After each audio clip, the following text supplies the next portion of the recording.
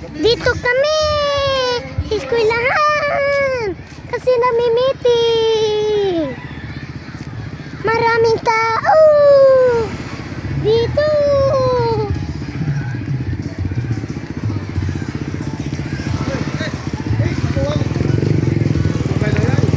Maraming tao!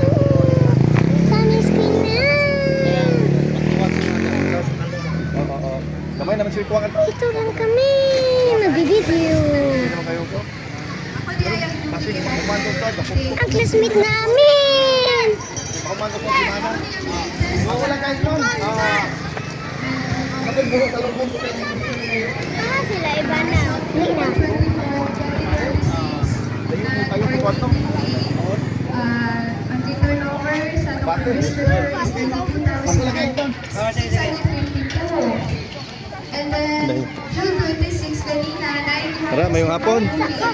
Okay kayo. Na meeting ka diri og PTA meeting. So,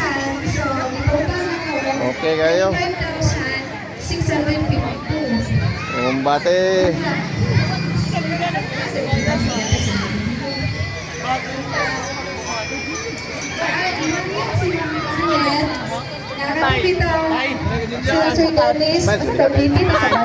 Follow, like, and share Kabuo Vlog. Okay kayo. Lala. Umbate. Reinforce Tanaw lang na sa atong salida sa YouTube channel ba?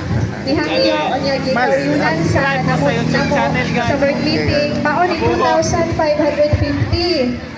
Unja June 26, 2026 Maminaw ta sa atong limitingan. Sa tanod, 5,000 sa tanod.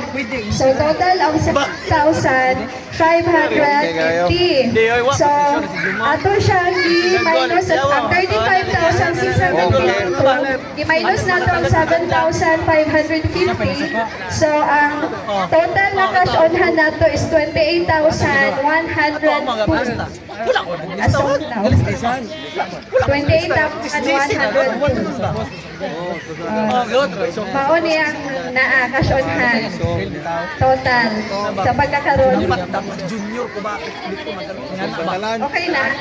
Any questions? Maraming laki. Uy, vlog mo na dai. Eh, vlog. Matay masig sa ako, nakatutok ko nga. Manay pamunta na ha?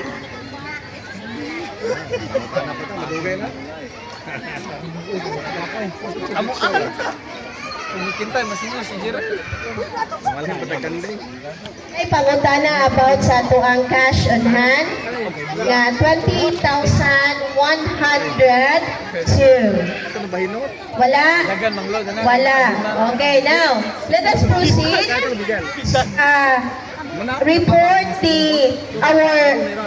our teachers treasurer nga maoy naghawid sa tuang United Nation nga kwarta o sa King and Queen nga kwarta. Si Mrs. Rosel Aparece. Nalalo. Si Papo.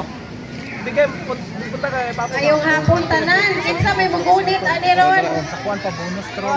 Kay bonus tro. Ya kinsa pa yung reporta no may tao sa atubangan. Wala na nag-report ani kuan hangin. Ay na na dali ra. May tao sa matubang sa right sa left wala may sa atubangan. Oy, balay mo sa Pwede tubangan mo oy. Ari lang kasi pero makadungog Balay, mo. ang nang gilingkod. Tubangan Nandang oy. na bitaw. Sama si. Ari ta dire, ari atubangan. Dali Ala sa lang inyong bangko karon makadungog mo. dali sa tubangan ng cellphone daw. Iapis si mong vlog. Nasi. Kay basig kini-kuli ninyo Nasi magpakot Kapur ato ba? Kung sagot Lagi ra si Kapur. Pangmitingan ato kitang yaw-yaw nila nga tausan-tausan. Oy, tunga ba? Oh, so ari ta dire sa tubangan. Aron madunggan na to. Aron nandugan mo yung mga pangutana. I-raise taan dire. Jun ako. Tunga mi laki. O dili ta magbagot-bot sa gawas. Ari ta sa tubangan, dali. Ato na ko pangutana. Dali na. Ikaw, Stanley, jabog sino dira tay. Kay 1 million na ba na itong iskutan? Mo to nga indol si Junyo. 1 million. Dahil 10 minutes na dahil tama na. Sige te.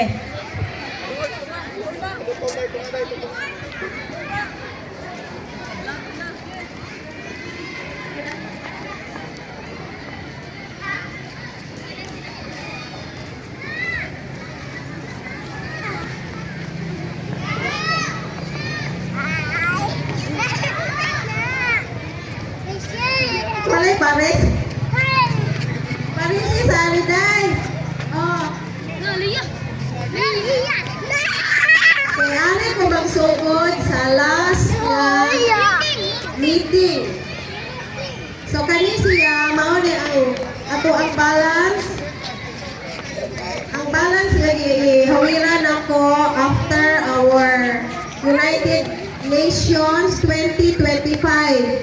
Ang the rest ani nga kwarta gi-report na ni dito sa board meeting, pag-board meeting sa mga officers.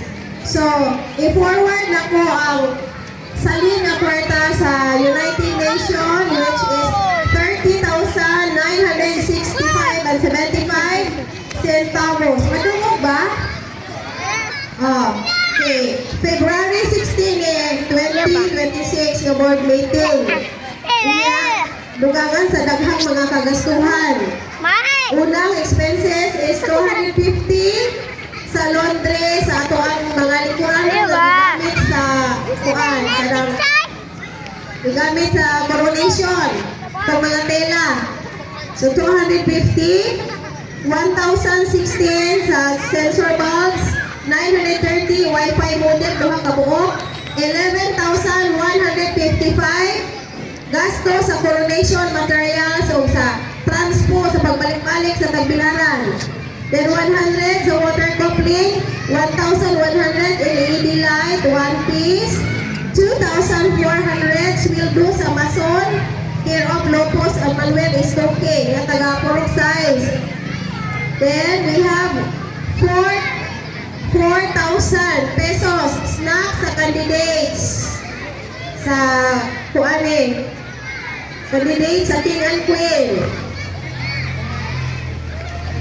935 fittings for water supply sa second floor. So after sa project nag-isgutan kaning water supply sa taas. We have 250 laundry sa katong mga tela nga gigamit. Then 300 arcos nga gigamit sa koronasyon. We have 20 pesos lansang, 2026 Tobiro materials.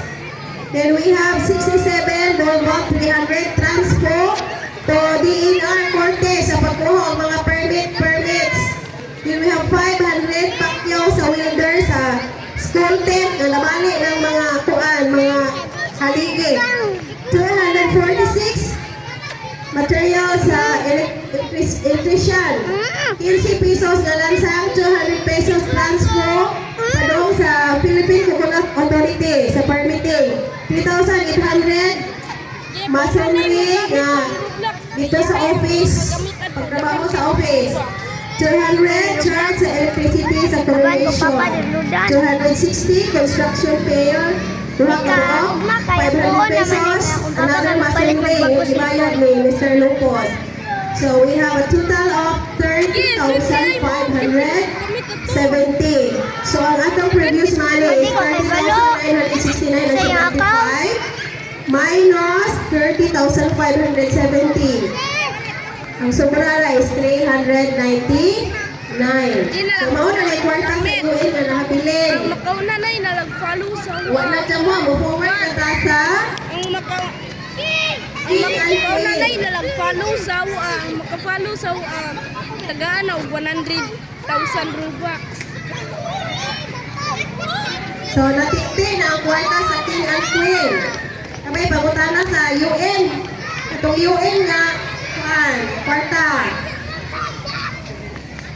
May magutana, kayo mo forward na po sa King and Queen of Hearts.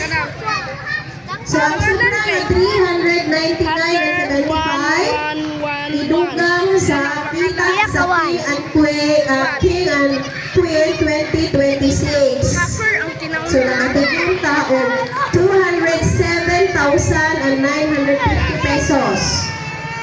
So, a total of 208,349.75 pesos. So, mauni mga gasto tanan.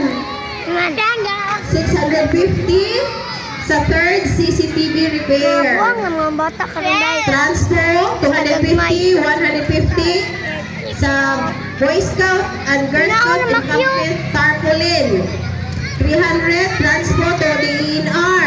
Again, sa permitting. 250 meal sa overtime sa mga nagtrabaho dili. 560 cutting days nagagamit ani sa Dito ka nang pagguba sa flooring. manghilabot ba? 25 pesos Ang sa batak pa, kadalang ng tubig. ang buong na. 300 gasolina sa multi-cab sa paghakot sa mga graba. 5,000 second payment pakyaw ni sa pag-repair sa mga electricity problem sa tanang mga room sa school. Ang napakyaw ani si Kapitan sa Pintisan, Captain Rosales. 3,500 another bayad sa kuan office masonry air of lupus. 196 gipalit sa tulang nga wire. 180 masonry plancha. 100 habal-habal pasugo. 8,000 repair ani pakyaw flooring. 2,000 pag-demolish atong naiposte sa solar light. 2,000 pagayo. 500 jackhammer. Renta sa jackhammer. 160 Demco adhesive. 100 habal-habal. 2,750 labor services. 3,950 bayad ni Captain Rosales. Katulong man kung ahog na bayad ali sa ilang pakyaw. Then 4,545 material sa mga pintal ali stage before sa graduation. Then we have 4,550 masonry sa opisina.